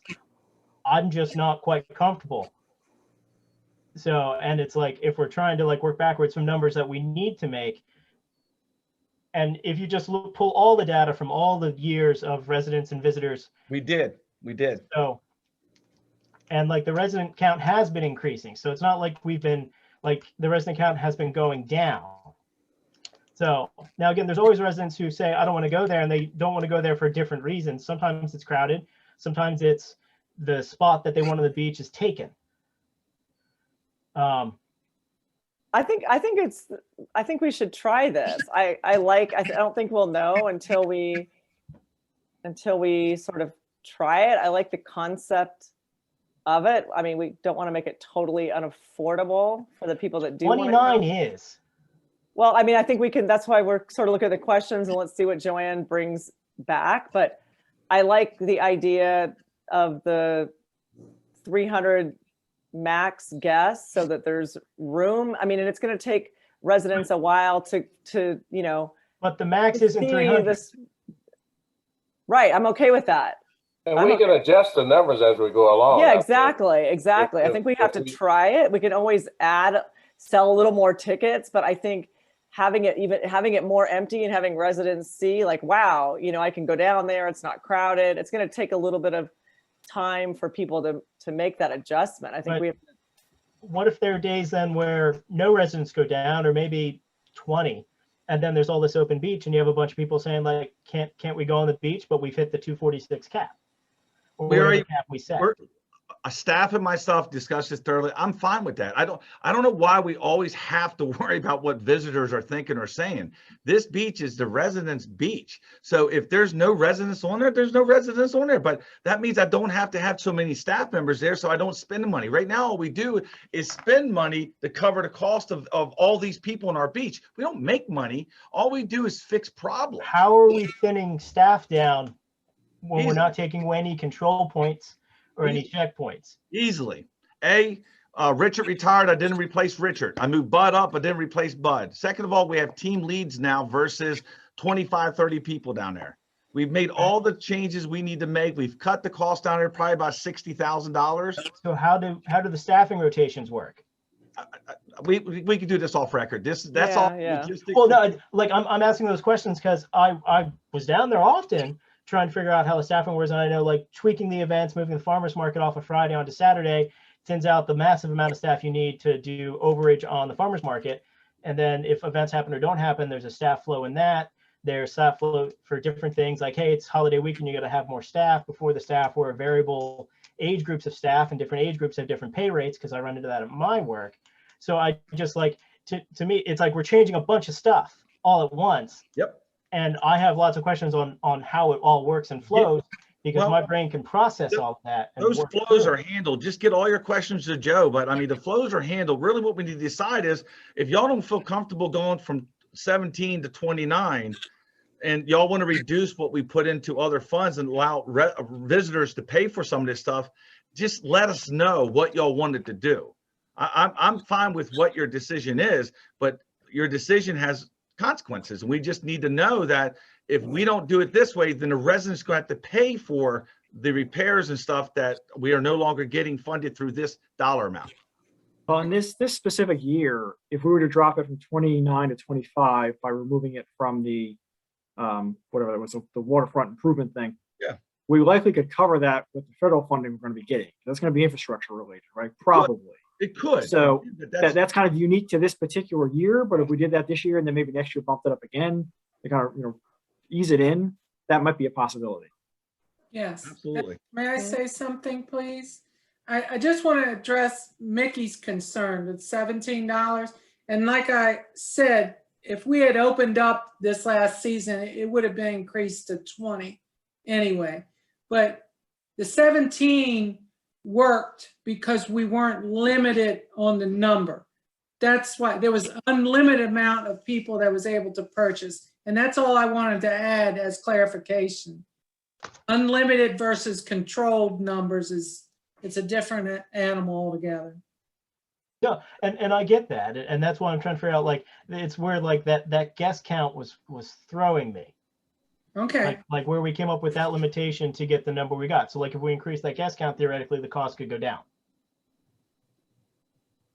Okay, well, I'm looking forward to working through this process. Are we separating the beaches so that we have a residence beach on No. one side? and- No. No, That's what it sounded like there for a while. no. We have 3 entrances. We have 3 staff members like we always do. They're just working differently. But we're not separating that. What we're trying to do is control the volume of cars in our town, the cars for our parking issues that are going to increase because of the library being built. And there's no return on this investment. I'll challenge anybody. I mean, it's basic numbers. So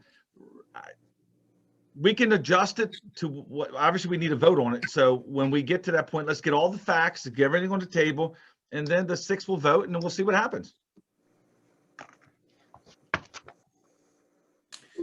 Send me what you can as soon as you have your questions, okay? Thanks, Joanne. All right, so let's get on to the next fee structure that you have. Joanne, thank you for working on that though, and You're putting all the welcome. numbers and spending time on that. Thank you. You're welcome. I'll help you get through it, make it less painful. It's not painful. Okay. Just trying to work through it. That's I'm all. fine with it. I just want to make sure everybody knows this is not because of COVID. I'm not doing this because of COVID. The numbers weren't made up. Bud and I put a lot of hours into walking that beach to see the number that was fit on those beaches. So I just want to make sure it's very clear. Tracking. All right. Okay. Schedule fees. You want to go over that? Yeah. Actually, Mayor, did you want to speak more on this than myself, or? Well, so as you know, a couple months ago, we started looking at the fee structure because some things came up with business licenses. Some things are still moving forward, as far as I'm concerned, sadly. But when it comes to rental, I asked Rick and Joe and I talked, I said, we need some uniformity because it didn't make sense how we had the licenses broke down. If you have it in front of you, if you look at it, it just didn't make sense. And I have it here. So what I said, why can't we just make it more uniform? Just clean it up, because we don't need all these different licenses.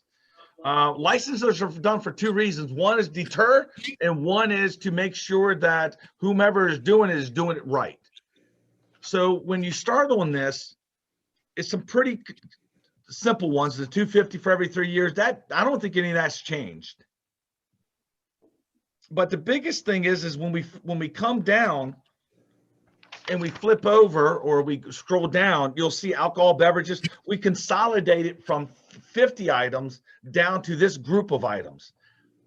This fee structure plus what Rick and Planning and Zoning are working their butts off combined should take care of some of the loopholes, the many, as I like to call Swiss cheeses we have to clean up and make sure that anybody that wants to do something in the town of North Beach understands it. Right now, there's so many contradictions, and Rick is finding them and he's redlining them, and Planning Commission is working on it. This is the one tiny part of what Rick worked on. The big part is what the Planning Commission, they're working on right now. But this is the fee structure. So here it is. Y'all have it. What questions y'all have? This is directly from Rick. We vetted it. We did our best. I'm sure there might be something, maybe y'all can look at it and say, well, this doesn't make sense, or we need to adjust here. But a goal is to bring uniformity and clarity, which we didn't have before. I just want to make sure I understand how it works. So let's take Mexico. Yep. They pay the 75 plus the 150. Well, the old way, yes. Well, I mean under this way. I would say absolutely yes. Now, and that's for a year, right? Instead of, yeah, that's a year. Okay, because the rentals go 3 years. Yes, we waived all business licenses during COVID, but yes. So starting 2021, yes. Or excuse me, July. And basically what we did was we went from this to this. And if you looked on this thing, you would see there's a lot of contradictions. Oh. And I'm sure there's a good reason, as I'm sure somebody on, y'all would say, well, yeah, I remember that. Well, the history doesn't mean we keep going that direction. So that's the reason why we wanted to clean this up to look like this. So when somebody comes to our town or wants to do something, they can understand it. The 75 makes sense for me, because back when it was 50 and I wanted to increase it, I actually wanted to go up to 75, and that was just to help cover the staff time. So it wasn't, Yeah. it was trying to get more break-even endeavor instead of like the town residents subsidizing business licenses. So I'm behind the 75, and the other ones make sense. The 150 for alcohol, I feel is high. I'm curious on the rationale behind it. Well, I can tell you what we did was we took alcohol beverages on sale, off sale. We took beer, wine only on sale, off sale. We got rid of all of it. and we just made it one. And then Rick came up with that number based upon his effort and amount of work that he puts into that particular license. That's Okay, and I know he goes to like the liquor board hearing sometimes too, so I just wanted to, yeah, I mean, what I we, think if you're gonna still ask for a fee for that alcohol license, maybe you should ask for a copy of their current liquor license as part of their business license fee. oh, absolutely. And that could be in the zoning part they're working on now. Does anyone feel that this still the coin-operated amusement machine fee still needs to be in there? That probably was in there from when there was the little arcades in town. I'm not quite sure we care if Mexico has the little 25-cent machines where the kids get a bouncy ball out of. No, absolutely. I think that's something we can take out.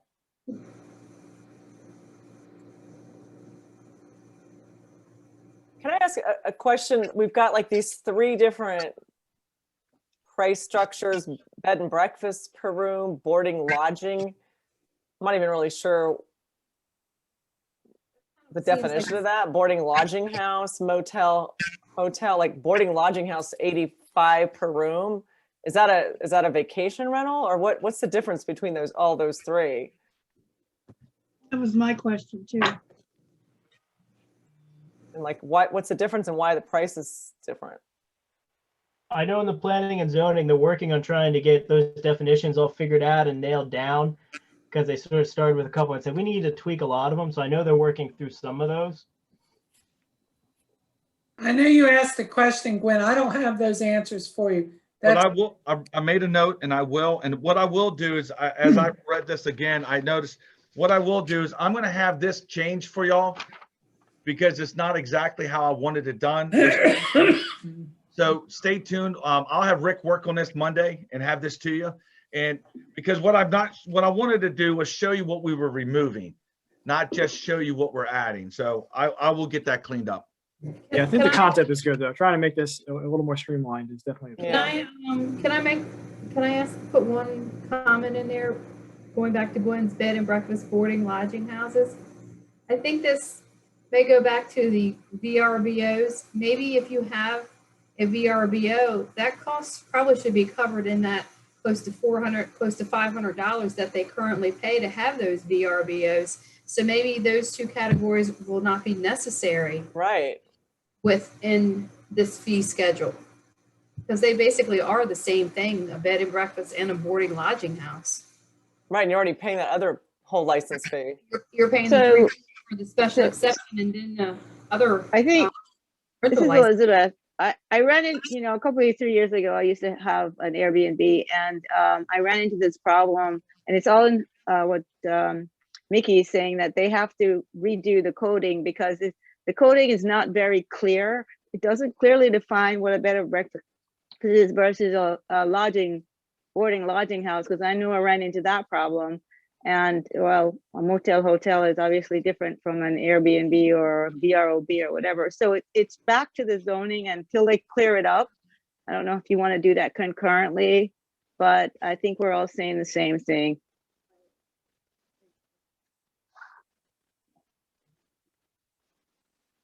Okay. All right, I'm making. If you're going to redo this, Mike, sorry, if you're going to redo it, can we see like the current price net, and then so we can see the new proposed with the next to the current, and be able and show both. Yeah, just be easier to see it like that. Yeah. All right, I got that. I'll fix that. Thanks. One of the differences I see with bed and breakfast and boarding and lodging is bed and breakfast includes food. Boarding and lodging doesn't have to. And Well, hotels don't either. the breakfast one could incur the health department involvement too. Yeah. Unless it's sealed food, there's rules, but I'll find out. These are all great questions. I know good stuff. Just keep talking. Well, I would say boarding lodging must be the vacation rental, but yeah, to Stacy's point, that's under a different license right now. Or boarding or lodging could be somebody just renting out a room, and it's not a short-term turnover on a B&B of some sort. I don't know. Well, then you have a long-term rental license. There's a different license for that already too. Okay, see, more confusion. Yeah. All right. I got you. I have a question on the previous page too. We're done with this. Yep, go ahead. So I saw in here for the rental license, we're also going to be requiring, I don't know what we're currently doing as far as during a tenant change. Are we currently doing an inspection during tenant changes or only every 3 years? Only every 3. Because it looks like we're changing it to doing inspections during every tenant change. And then on top of that, also charging for that, which seems a bit excessive. Well, It depends on the tenant. Yeah. Well, it depends on the landlord, right? It depends on what how the landlord's going to handle it when someone trashes the property or something. But so if you look up top, that's a traditional rental, 3 years. You say, I want to rent my house out. You follow the proper paperwork. It's $250 every 3 years. If there's a reinspection, so we had a house on 7th Street that we wouldn't issue a rental license because the condition was so horrible that we just wouldn't issue it. So the tenant was very appreciative, except for the fact that she needed the landlord to do the work. So the landlord said they did the work. So then Rick had to go back out to reinspect. So that's the reinspection to reinspection fees. It's when we say you need to do these things. And if they're smart, they do it. But sometimes they try to be smart butts, and then we have to go out there a second time. The vacation rental is every 3 years. When you But say it says up there with each tenant change. So you could potentially have. or with each tenant change. What does that mean? That's So confusing. that's kind of unclear because to me, it's like, okay, you have a $250 fee and then basically another 125, another 125. You have 2 tenants turnover in those 3 years.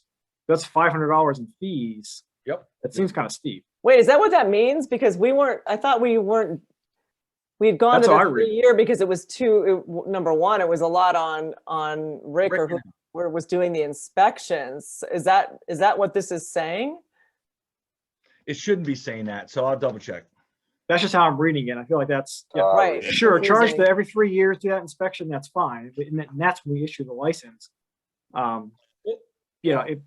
Right, and also if there's a lot of homes that still pay the water bills on their rentals, so you would never know there was a rental change anyway, Right. unless they went and got the beach pass. But yes, I agree. And I think that's more consistent with other counties and places that I've seen. too. It should just be every 3 years. But you could also read it that you do the one every 3 years, and then so the reinspection could be, the next time. Yeah, every 3 years would be the reinspection. I think Yes, but that's what do kind you of what think the The intent reinspection. is. I think we need Rick or whoever wrote that to clarify it. I will have that clarified for you Monday morning. We did remove some stuff. I mean, there's some stuff that wasn't going to be on it because we had a lot of duplicate stuff. But the food stands, obviously, is something that is a conversation, and zoning's working on all of that. Hucksters and produce dealers, seafood fresh. I guess seafood unfresh would be something different. You would know it. Yeah. All right, guys, let me work on that. I'll get that back to you ASAP. Good information. On Monday's picking up. All What we right. got next, Miss Hunt? Okay, don't laugh when I tell you this. I'm trying to stop sharing my screen so I can move to something else. Okay. Not gonna promise you that. There you Okay, did. wait a minute. I figured it out. I got it. Let me get back to the grid of the matter. All right. We're going to talk about, let me sharing my screen again. Hold on, I turned you off.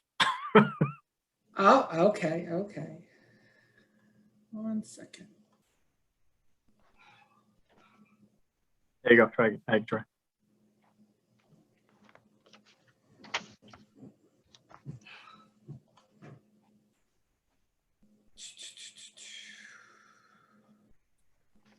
Can you see my screen? No. Okay. Oh, I don't know what happened. So while we have a lull in this, I just wanted to tell everybody There you go. Try again, please. that I came home today to find a very sweet note from a sweet little girl who left me this cute note that she had done herself. And I wasn't here to see her. Sorry, Jane, I was. You saw her? Yeah. Well, she saw me. She came here. Well, then she came to my house. Paul, can I log out and come back in, or what do I do? Because I can't get my screen to share. I'm clicking on the Zoom, but when I do, I only see your pretty face and not everybody else's. Oh, that's strange. Yeah, if you want to log out and log back in, I can let you back in. It should be fine. Okay, that'd be cool. Give me a second, okay? All right, so just to rehab, we're going to work on the beach numbers, looking at going 29 to 25. The reduction in the community outreach, the community or the Welcome Center Improvement Fund.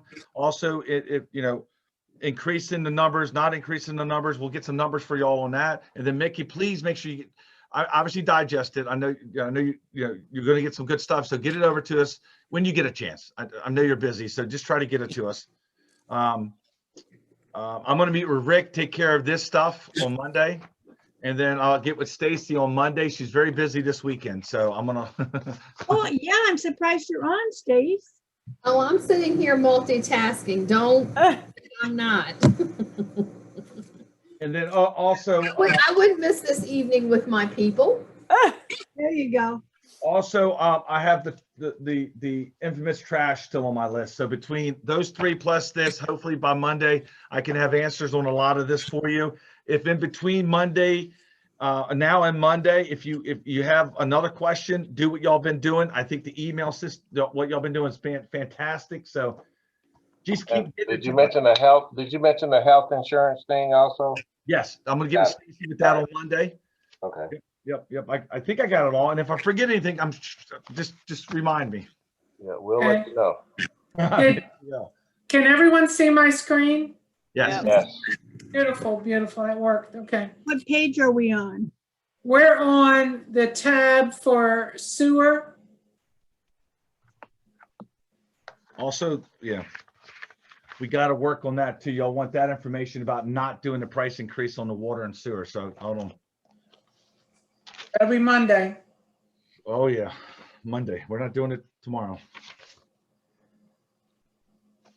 Okay, for the largest, the difference that you see on the sewer fund, again, is what we spoke of earlier, is the increases to the wastewater treatment plant, the O&M there.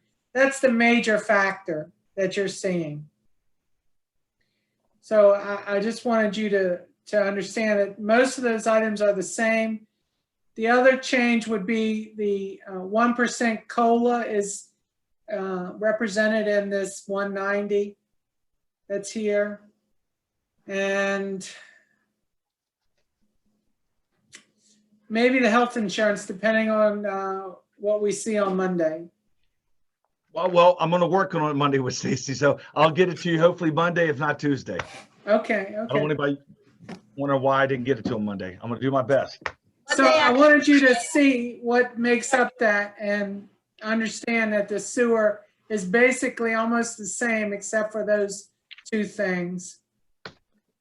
And we mentioned this last time, but it's such a good deal. I want to tell you again, the Greenwood Station upgrade that we share with Calvert County, it's having a major overhaul, and Donnie's working on that now.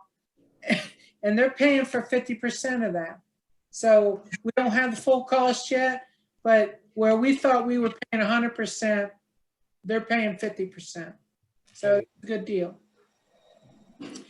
Has anyone got any questions on the sewer fund that sticks out to them that they need a response to?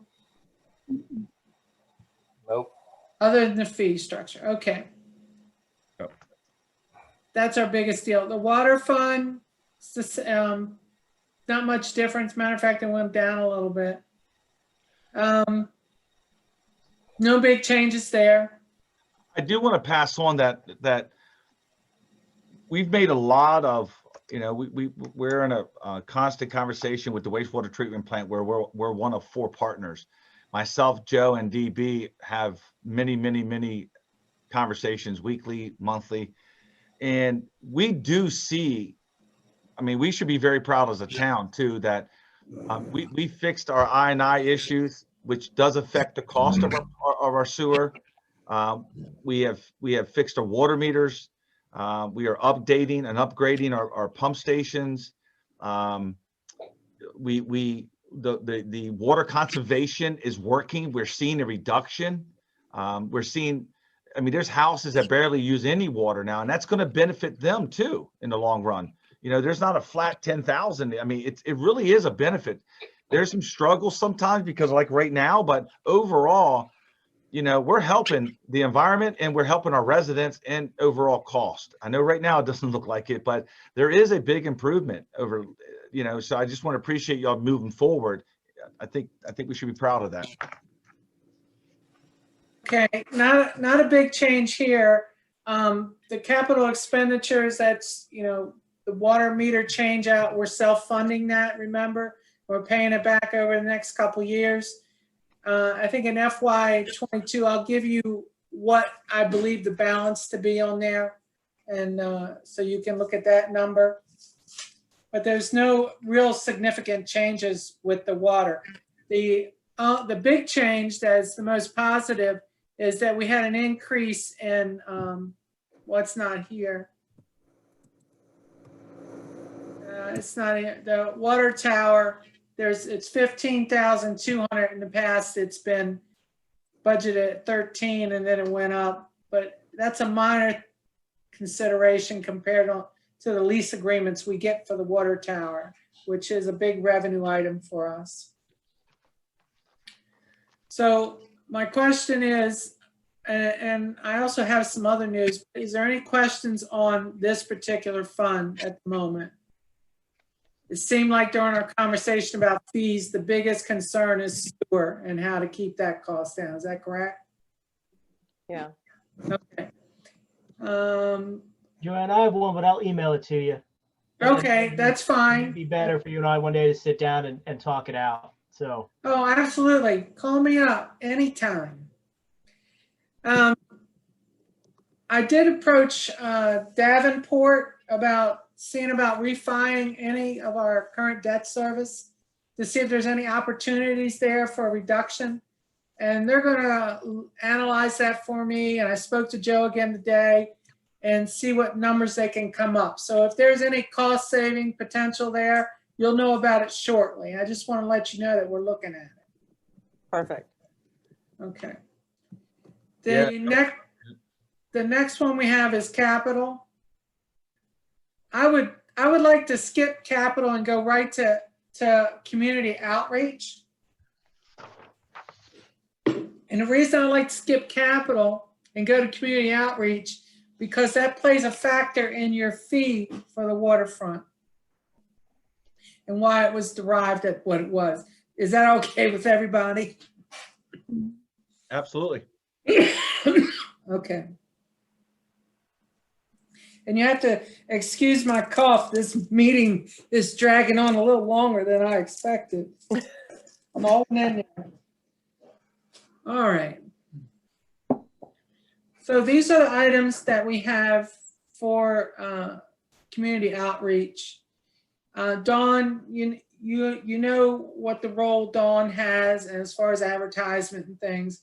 And we've modified this over the last few years because we used to do some advertising on Comcast, and that was old school. Dawn's more Facebook and TikTok and all those things that I don't do particularly, but other people do. And she spends her money a lot more effectively on social media. So I just wanted to let you know, and there's also a list of the different advertisements that she does if you need to see something like that. But that's been a constant community outreach item. And I'm trying to keep using that term instead of EDC, but it's hard. We have a little bit of money in there for Christmas, Greg, for items. And those are just for replacement parts, should we need them each year. For example, those little boxes for the animate the polar bear. I mean, they're very expensive, just so you know, Greg. And then Christmas, That helps with the setup for Christmas. Some of the lighting and payroll and contractors and K&H and all that, it helps with that too. And I saw your eyebrows scrunched together when I said that. There are 2 Christmas items. There's a Christmas item also under the general fund, which Greg is currently figuring this together in his mind. And then we have the one here, which helps off some of that other cost. So that's what you're seeing, Greg, Christmas in 2 places, yes. And then we have the code enforcement officer, the seasonal officer. He gets a 1% increase this year also, and that's reflected in here.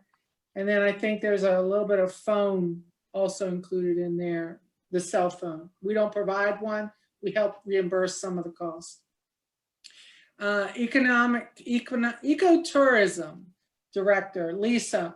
This is a portion of her salary. I think this is off the top of my head, I want to say it's 75% of her salary.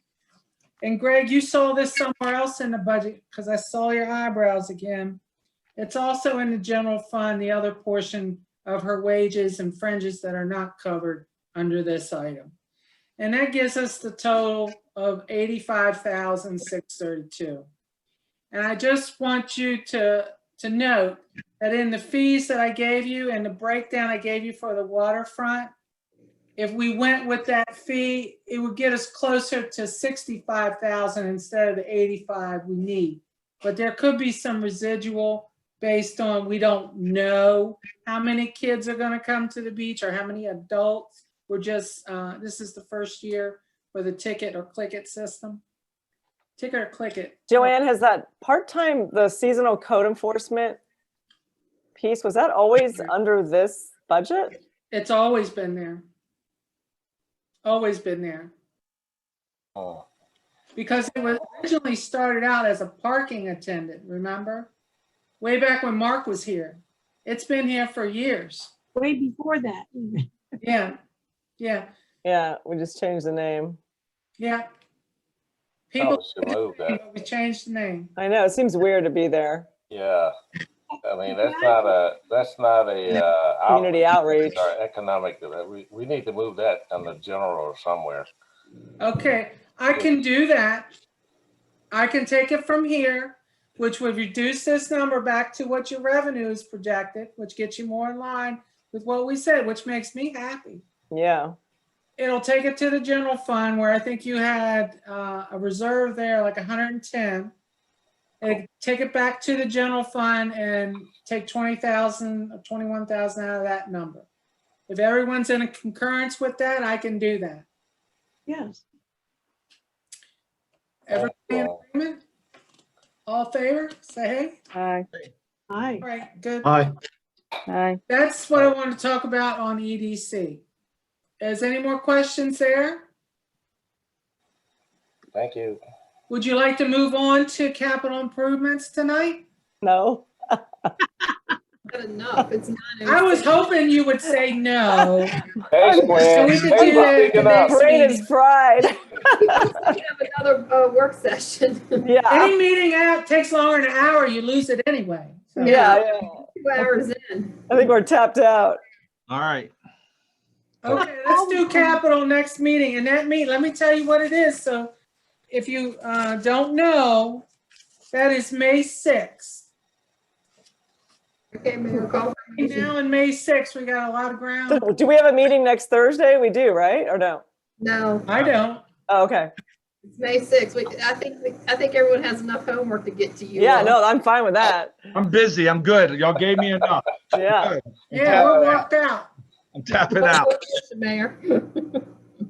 It's all good though. You don't realize your input, how valuable your input is. It's Joe and I talk about this, staff and I talk about it every day, Monday through Friday, if not Saturday and Sunday. Having your input really helps us out. So we cannot thank you enough for this input tonight. I do appreciate it. You know, it's my favorite time of year. It is. Joanne probably could have kept going till midnight. No, I'm there too. Okay, good. All right.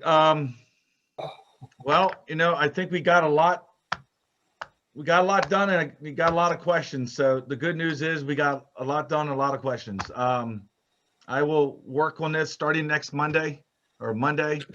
If you have any questions before then, get it to Joe, get it to me, get it to a staff member.